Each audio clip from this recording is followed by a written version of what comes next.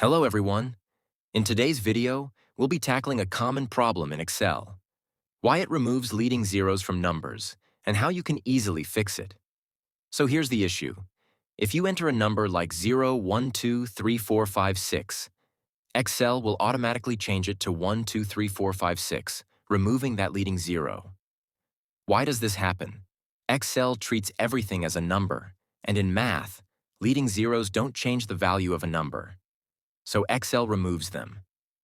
But for things like IDs or phone numbers, you really need those zeros. The good news is there's an easy way to fix this. Let's start with method 1. For this, at first, select the cells where you'll be entering numbers, then right-click and choose Format Cells. In the Number tab, the format will usually be set to General by default. Change this to Text and click OK.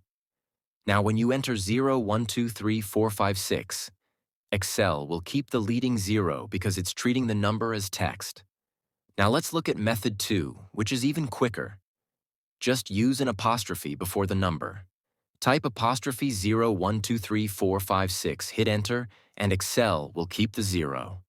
The apostrophe won't show up, but it tells Excel to treat the number as text. And that's it. 2 simple ways to make sure Excel keeps your leading zeros. I hope you found this video helpful. If you did, make sure to like this video and subscribe for more tips like this. Got any questions? Drop them in the comments below and I'll be happy to help. Thanks for watching.